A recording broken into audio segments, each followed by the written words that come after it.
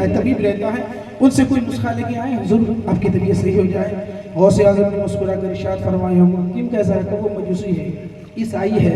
غوث اعظم نے فرمایا وہ کیا میرا علاج کرے گا؟ ان قریب اس کا علاج میں کرنے والا ہوں, میں علاج کروں گا.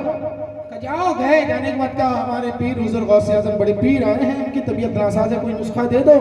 عیسائی حکیم تھا, انہوں نے کہا بھائی دیکھو نسخہ تو دے دو گا, چونکہ عمر لمبی ہو گئی ہے لہٰذا مجھے پیشاب ٹیسٹ کرنا پڑے گا.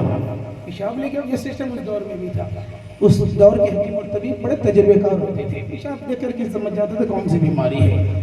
تو گئے, جانے کے بعد پیشاب لایا گیا. حضور غوث اعظم کی پیشاب مبارک لے کے آئے, حکیم کے سامنے ٹیبل پر پیشاب میں کٹورے میں پیشاب رکھ کر کے رکھا. جیسے ہی اس حکیم نے حضور غوث اعظم کی پیشاب مبارک کو دیکھا, کرسی سے اٹھ کر کے کھڑا ہو گیا اور کلمہ پڑھ کے مسلمان ہو گیا. جو چیلے تھے کہا کیا ہو گیا حضور اچانک پیشاب دیکھ کر کے کلمہ پڑھ لیے؟ حکیم کہنے لگے یار جس کی پیشاب میں اتنی نورانیت ہے ان کی ذات میں کتنی نورانیت ہے جی. چلو بریلی رضا قلم چلاتے ہیں, تیری نسل پاک میں ہے, بچہ بچہ نور کا, تو ہے عین نور, تیرا سب گھرانہ نور کا. کہ اتنی چمک جس کی پیشاب میں ہے ان کی ذات میں کتنی نورانیت ہوگی. اب ان کے انڈر میں 300 لوگ کام کرتے تھے حکیم میں. 300 نے جب نے دیکھا ہمارے گرو نے کلمہ پڑھ لیا تو انہوں نے کہا وہ سب بھی کلمہ پڑھ کے مسلمان ہو گئے. کلمہ پڑھ کے لوگوں نے کہا یار تمہارے حکیم طبیب نے تو پیشاب کی نورانیت دیکھ کے کلمہ پڑھے, پر تم نے کیوں پڑھا؟ تم نے کیا دیکھا؟ کہ بھائی جہاں گرو ہوتا ہے وہاں چیلے ہوتے ہیں, گرو نے کلمہ پڑھ لیا تو ہم کیوں رہے, گرو کا دیکھا تھا کہ ہم نے بھی کلمہ پڑھ لیا. انہی 300 کلمہ پڑھنے والوں میں ایک نجم الدین تھا. نجم الدین, اس نجم الدین کی شادی ہوئی, بیٹا پیدا ہوا. غالباً 8 یا 10 مختلف روایت ہیں. اس بچے کو لے کر کے حضور غوث اعظم کے پاس گئے, کہا حضور یہ میرا بیٹا ہے, ان کے لیے آپ دعا فرما دیں. غوث اعظم نے اس بچے کو اپنی گود میں لیا. لینے کے بعد کہا نجم الدین خوش ہو جاؤ, مبارک ہو. کہا حضور کیوں؟ کہا یہ بیٹا تیرا بڑا ہو کر کے بادشاہ بنے گا, بہت بڑا بادشاہ بنے گا. اور غوث اعظم نے اس بچے کی گردن میں اپنے 50 ہاتھ دست ولایت رکھا تھا. کہا نجم الدین خوش ہو جاؤ, جو بچہ تو میری بارگاہ میں لے کے آیا ہے یہ بچہ کوئی عام بچہ نہیں ہوگا, بڑا ہو کر کے بہت بڑا بادشاہ ہوگا. اسی بچہ جب بڑا ہوا اور بادشاہ بنا, اسی بچے کو دنیا سلطان صلاح الدین ایوبی کے نام سے جانتی ہے. سلطان صلاح الدین ایوبی ہی ہے جن نے بیت المقدس کو فتح کیا تھا تمام فوجیوں کو لے کر کے. اور جانتے ہیں جب بیت المقدس فتح ہوا تھا ان میں زیادہ تر فوجی, زیادہ تر لڑنے والے بہادر کون تھے؟ یہ پکچریں دیکھنے والے, گیت سننے والے, گندی نظروں کو رکھنے والے نہیں تھے. سب کے سب غوث اعظم کے مدرسے پڑھے ہوئے بچے عالم دین تھے, سب کے سب علم حاصل کرنے والے تھے, سارے کے سارے مدرسے کے بچے تھے. غوث اعظم نے بتائی بڑا ہو کر کے بادشاہ بنے گا, بادشاہ بھی ہوا, فاتح بیت المقدس سلطان صلاح الدین ایوبی ہے.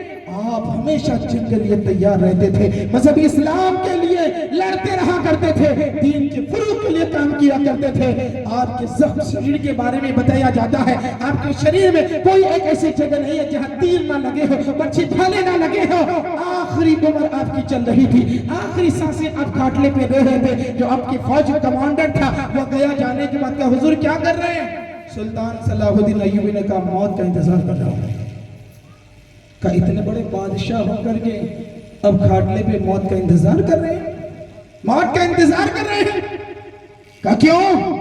کہ حضور اب سلطان صلاح الدین ایوبی تو ہی ہے, میری تو خواہش یہ ہے, میں تو یہ کہنا چاہتا ہوں کاش اب کسی جنگ میں جاتے, دشمن کی تلوار آپ کی گردن پہ چلتی تو سلطان کے ساتھ ساتھ شہید سلطان صلاح الدین ایوبی کہہ کر کے دنیا آپ کو پکار دی تو بڑی اچھی بات ہوتی. کاش اب شہید ہو جاتے. اب سلطان صلاح الدین ایوبی جو آخری سانسیں کھاٹلے پہ لیٹے لے رہے تھے اٹھ کر کے کھڑے ہو گئے, اس کمانڈر کا گریبان پکڑا, اسے قریب بلایا, کہا کیا کہہ رہے ہو؟ میری گردن پہ دشمن کی تلوار چل جائے اور وہ شہید ہو جاؤ. ارے سن, کسی دنیا کی تلوار میں کسی مائیکل لال نے ایسی تلوار نہیں بنائی ہے جو میری گردن کو کاٹ سکے, میری گردن پہ چل سکے. کہا کیوں؟ کہ اس لیے کہ اس گردن پہ بغداد کے پیر غوث اعظم کے پنجے کا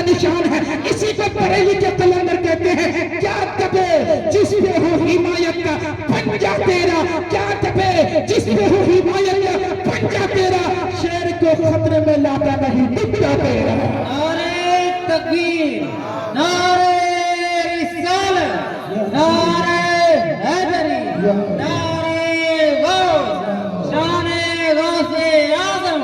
سبحان اللہ سبحان اللہ. بتاؤ سلطان صلاح الدین ایوبی کا یہ عقیدہ کسی مائی کے اللہ نے ایسی تلوار نہیں بنائی ہے, کسی کے پاس ایسی تلوار نہیں ہے جو میری گردن پہ چل سکے, اسی لیے کہ اس گردن پہ غوث اعظم کا پنجہ مبارک موجود ہے. وہ سلطان صلاح الدین ایوبی ہے. آؤ غوث اعظم کی سیرت سے دو باتیں لے لیں پھر سلام پڑھ لیں. غوث اعظم کا دستور تھا, اب بازار میں جاتے تھے, بازار میں گھومنے کے لیے کبھی کبھی جایا کرتے تھے, کوئی پریشان تو نہیں ہے, کوئی مصیبت پہ تو نہیں ہے. ایک بار حضور غوث اعظم بازار میں گئے, جانے کے بعد دیکھا ایک یہودی گھوڑا بیچ رہا ہے. یہ اسلام کا سب سے بڑا کٹر دشمن ہے. دعا کرو اللہ ساری دنیا کے یہودیوں کو اندھا کر دے. آمین تو بولے یار. آقا فرماتے ہیں آدھی رات کے بعد جو دعا کی جاتی ہے اکثر دعائیں قبول ہوا کرتی ہے. آدھی رات ہو گئی ہے, بولے آمین. غوث اعظم مارکیٹ میں گئے, یہودی جو اسلام کا کٹر دشمن ہے گھوڑا بیچ رہا ہے, 5000 قیمت ہے, چلا رہا ہے مارکیٹ میں. غوث اعظم چلے آئے. شام کے وقت حضور غوث اعظم گئے, دیکھا پھر وہی ہے, لیکن اب گھوڑے کی قیمت 5000 سے 2000 پہ آ گئی. غوث اعظم قریب گئے, کہا کہ کیا ہوا بھائی؟ گھوڑا بیچ رہا تھا, اچھا گھوڑا بھی ہے, واقعی قیمت 5000 ہے, لیکن 5000 سے 2000 پہ کیسے آ گیا؟ او مسلمانوں کے امام, دوپہر سے شام تک چلا رہا ہوں, میری کچھ دنوں کے بعد میری لڑکی کی شادی ہے, گھوڑا بیچنے اس لیے آیا تھا, پیسے مل جائیں گے, لڑکی کی شادی کرا دوں گا. لیکن جب دیکھا دوپہر سے گھوڑا لے کے کھڑا ہوں, کوئی خریدار نہیں آیا, تو میں نے کہا کم قیمت لگا دوں, کچھ ہی تو پیسے آ جائیں گے, پھر کام آ جائیں گے, اس لیے میں 5 سے 2000, یہ میری مجبوری ہے, اس لیے میں 5 سے 2000 پہ آ گیا. تو پھر آپ کیوں پوچھ رہے, آپ تو دوپہر کو بھی آئے تھے. غوث اعظم نے فرمایا اب میں تیرا گھوڑا خرید کے آیا. کہا آپ خریدو گے؟ کہا ہاں. غوث اعظم کی قیمت کیا تھا؟ 2000 دے دیجئے. حضور غوث اعظم نے اسے 2000 نہیں 5000 نکال کے دے دیا. کہا کیوں آپ نے 5000 کیوں دیا؟ 5000 کیوں دیا؟ کہا تیرے گھوڑے کی قیمت 5000 ہی ہے, لیکن ابھی تو 2000 کی رٹ اس لیے لگا رہا کہ تیری مجبوری ہے, تیری لڑکی کی شادی ہے, لیکن 5000 کا گھوڑا 2000 پہ دے رہا ہے تو مجبوری پہ دے رہا ہے. اور میرے آقا نے ارشاد فرمایا, مدینے کے تاجدار نے ارشاد فرمایا, اے میرے امتیوں, اے میرے غلاموں, کسی کی مجبوری خریدا نہ کرو. اللہ میرے نبی کہے کسی کی مجبوری نہ کرو. کرے بھلا میں آپ کی مجبوری, میں تمہاری مجبوری کیسے خرید سکتا ہوں؟ 5000 کا گھوڑا ہے, 5000 ہی لے لو. پیسہ رکھا, غوث اعظم کے قدموں پہ گرا, کہا ہاتھ بڑھائیے, کلمہ پڑھائیے. کہا کیوں؟ کہا اس لیے کہ 470 ہجری کے بعد پیدا ہونے والے بغداد میں جب غوث اعظم میں اتنی سچائی ہے, اتنی ایمانداری ہے, تو پھر مدینے کے مصطفیٰ میں کتنی سچائی ہوگی. آپ کا مذہب سچا ہو, کلمہ پڑھائیے مسلمان, کلمہ پڑھا مسلمان. کیا فرمایا غوث اعظم نے؟ میرے آقا نے فرمایا کسی کی مجبوری نہ خریدو. آج تو مجبوری کا بہت فائدہ اٹھاتا, بہت فائدہ. کسی کو بائک بیچنی ہو, یہاں سے گھر جانا ہو, اس پیسے کی ضرورت ہے, پتہ وہ موبائل بیچ رہے ہیں 10,000 کا, 5,000 میں دینا دے دو. کیوں؟ جانتے اس کی مجبوری, اس کو پیسے کی ضرورت ہے. مجبوری کا فائدہ نہ اٹھاؤ. حضرت علی کی جب شادی ہو رہی تھی نا, آقا نے فرمایا کچھ ہے کہاں زیرہ ہے اور واسکوٹ ہے لوہے کا. آقا نے فرمایا واسکوٹ زیرہ ہے اور ایک تلوار ہے. آقا نے فرمایا تلوار رکھ لیا کرو اور واسکوٹ جو زیرہ ہے اس کو بیچ کر کے شادی کے سامان خرید لو. علی نکلے وہاں سے, واسکوٹ زیرہ لے کر کے جا رہے تھے. جیسے ہی جا رہے تھے حضرت عثمان غنی مل کے کہا علی کہاں جا رہے ہو؟ کہ میرا رشتہ طے ہو گیا فاطمہ سے, شادی ہونے والی پیسے کی ضرورت ہے. نبی نے فرمایا زیرہ واسکوٹ بیچ ڈالو, اس لیے بیچنے جا رہا ہوں. حضرت عثمان غنی نے کہا دیکھو واسکوٹ ضرورت والی چیز ہے, لہٰذا وہ مجھے میرے پاس گروی میں رکھ دو, اب جتنے پیسے کی ضرورت ہے لے لو. علی کی مجبوری تھی نا اس ٹائم, مجبوری تھی. کہا ٹھیک ہے. حضرت عثمان غنی کے پاس گروی میں رکھا گیا, جتنے پیسے کی ضرورت تھی حضرت عثمان غنی نے دے دیا. علی کی شادی ہوئی, جب علی دلہا بنے, جو زیرہ جو واسکوٹ عثمان غنی کے پاس گروی میں رکھا گیا تھا, اسی زیرہ کو عثمان غنی نے شادی کی خوشی میں علی کو تحفے میں دے دیا. ہم ہوتے تو کیا کہتے ہیں, علی کی شادی ہے بھائی, وہاں سے زیرہ 10,000 کا 5,000 میں دینا ہی پڑے گا, شادی تے ڈیٹ فکس ہے. مجبوری کا فائدہ نہ اٹھاؤ, یہ بھی مصطفیٰ کی سنت, نبی کا فرمان ہے, کسی کی مجبوری کا فائدہ نہ اٹھاؤ. اور دوسری چیز ہے لا تمشی فی الارض مراحا، اللہ قرآن میں ارشاد فرماتا ہے زمین میں اکڑ کے نہ چلو۔ غرور و تکبر، آخری بات سن لیں، غرور و تکبر گھمنڈ نہ کرو میرے دوست۔ اچھے کپڑے اللہ نے آپ کو دیے، پہنو، اچھے پیسے آپ کے پاس اللہ نے حلال روزی سے اگر دیا ہے، حلال روزی آپ نے کمایا ہے تو کھائیے، لیکن کسی کا مذاق نہ اڑائے، کسی کو حقیر نہ سمجھے۔ غوث اعظم اپنے خانقاہ میں بیٹھے تھے، بس آخری بات، خانقاہ میں بیٹھے تھے، ایک آدمی ادھر سے روتا جا رہا تھا، اور حضور غوث اعظم کے خانقاہ کا نام ہے بابو الشیخ، بابو الشیخ۔ اب اپنی خانقاہ میں بیٹھے تھے، ایک آدمی کپڑے کی تھان گردن پہ رکھ کر کے جا رہا، روتا جا رہا۔ غوث اعظم مرید سے فرمایا جاؤ اسے بلا کے لاؤ، بلا کے لایا، قریب آیا، کہا کیوں رو رہے ہو؟ کہ حضور میں نے یہ کپڑا بنایا تھا، میری لڑکیوں کے زیورات لے کر کے، بیوی کے سارے سامان سونے چاندی لے کر کے، پوری دولت نکال کر کے میں نے اچھے اچھے کپڑے خرید کر کے اپنے ہاتھوں سے یہ کپڑا بنایا ہے، اس لیے تاکہ جب یہ کپڑا بیچوں گا تو میری لڑکیوں کی شادی بھی ہو جائے گی، میری زندگی میں بھی خوشحالی آ جائے گی۔ سرکار میں نے کپڑا ساری زندگی کی دولت لگا کر کے کپڑے اچھی طرح سے اپنے ہاتھوں سے خرید کر کے بنایا ہے، پورے بغداد کی گلی میں گھوم چکا، حضور کسی نے خریدا نہیں، وقت کے بادشاہ کے دربار میں بھی گیا، لیکن اس نے بھی کپڑے کو دیکھ کر کے کہا اس کپڑے کی قیمت میرے پاس نہیں ہے، انہوں نے بھی انکار کر دیا، حضور میں نے سوچ لیا جب بادشاہ نہیں خرید پا رہا ہے، عام رعایا کیا خرید پائیں گے سرکار، رو اس لیے رہا ہے میرا نصیب، میں نے ایسا کپڑا تیار کر لیا کہ کوئی خریداری نہیں مل رہا ہے، سوچا اسی لیے تھا کہ لڑکیوں کی شادی بھی ہو جائے گی، خوشحالی زندگی ہو جائے گی، لیکن کپڑے کا کوئی خریدار نہیں ہے۔ غوث اعظم نے فرمایا بولو کیا قیمت ہے؟ غوث اعظم غریب تھے کیا؟ غوث اعظم 20 لاکھ کی جوتی مبارک بنا دیتے تھے، اگر عصر کے بعد پہنے نا، مغرب کے بعد کسی غریب کو دے دیا کرتے تھے۔ غوث اعظم کے گھر کی بکریاں جس کھوٹی پہ باندھی جائے وہ کھوٹی لکڑی کی نہیں سونے کی ہوا کرتی تھی، اتنے مالدار حضور غوث اعظم کا قیمت بولو قیمت، کہ حضور میں نے اس کی قیمت یہ رکھی ہے کہ جتنا کپڑا ہے سارے کپڑوں میں سونے کے سکے بٹھا دیے جائے، اس کی یہ قیمت ہے۔ غوث اعظم نے مرید سے کہا یہ جو قیمت مانگا اسے دے دو، گئے سونے کے سکے لے کے آئے، پورے کپڑے میں سکے بٹھا دے گئے، بٹھا دیے، اس کے بعد وہ چلا گیا۔ غوث اعظم نے جاؤ تمہاری قیمت تمہیں مل کے گیا، درزی کو بلایا، غوث اعظم نے فرمایا یہ کپڑا ہے بھائی میرے لیے کرتا شریف بنا دو، جبہ بنا دو، ٹھیک ہے، درزی گیا، کرتا بنایا، کرتا بنانے کے بعد ایک آستین کا کپڑا کم پڑ گیا۔ اب یہ کپڑا کوئی دکان سے خرید کے تو نہیں لائے تھے، تو اس دکان سے شاپ کیپر سے بولے بھائی کپڑا کم پڑ گیا، اسی دھان میں سے اتنا کپڑا نکال دو تاکہ آستین بن جائے، ایسا تو نہیں تھا۔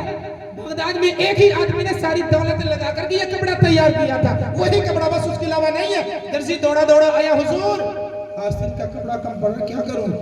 سرکار غوث اعظم نے فرمایا ٹاٹ بوری کے آستین لگا دو، بوری آستین، ٹاٹ کا آستین لگا دو، کیونکہ حکم تھا غوث اعظم کا۔ درزی گیا، ٹاٹ کی آستین، بوری جس میں ہم پیاز مرچی بھر کر کے لے جاتے ہیں، چاول بھر کر کے، وہ بوری کی آستین لگا دی۔